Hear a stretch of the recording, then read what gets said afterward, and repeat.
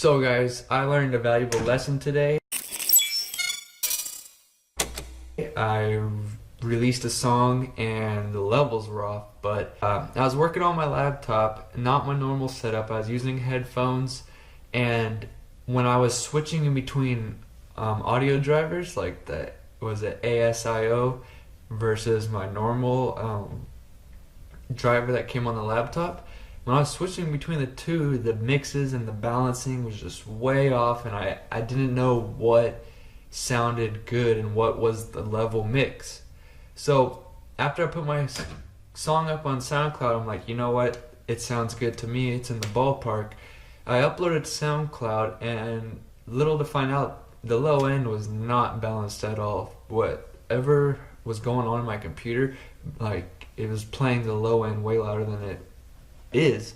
So I kept turning it down, and then I go to release the song, and they're like, oh, dude, what happened? There's no sub, there's no low mids, it's all highs. So, and on top of it, my CPU was crackling. So on top of all that, you can't really get a good mix down. So my lesson to you guys is SoundCloud private test. Upload your song to SoundCloud privately. But the reason for this is because now that your song's on SoundCloud, you kind of know what the finished product's going to sound like after it does all like the processing and whatnot SoundCloud does on the upload and your export and all that stuff. Now you have the entire world of music. Well, not every song's up there, but you have so many tracks to compare your track to.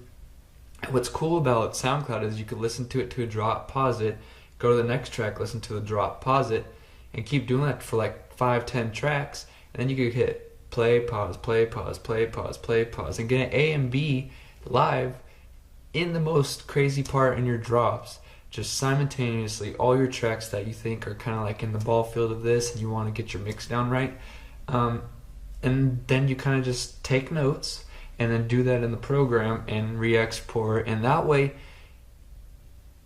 if you don't have the ideal setup, you're not in a studio or whatnot, this you could really compare your tracks and really get into the ballpark. And plus, when you're on SoundCloud, you kind of want your song kind of like that same range, because there's been plenty of times where I'll be listening to a song, and then all of a sudden one gets quiet, and then all of a sudden one is way too loud and it's just like ripping my ears, and it's just pushed all the way at that limiter. So you need to find that balance in between too quiet and pushing way too hard. There's just that fine line. I think I've been getting anywhere from, on the RMS reading, anywhere from -5 to -3. I do not try to go past -3 on the RMS. I do know people go all the way up to like -1 or 0 and just... Anyways, yes, SoundCloud private track. I've been talking way too long for this quick tip. I hope this guys helps you in getting your mix downs and mastering right for your future releases, and don't make the same mistake that I made. Don't forget to like this video, comment your tips on getting your mixes and mastering up to par with everybody else. If you're not on your ideal speakers, what do you do if you're not in your studio? What do you do if you're not in an acoustically treated room? What are your tips to help out the community, even myself, on getting crisper mix downs and masters? Don't forget to subscribe, which I know you guys already are. It goes like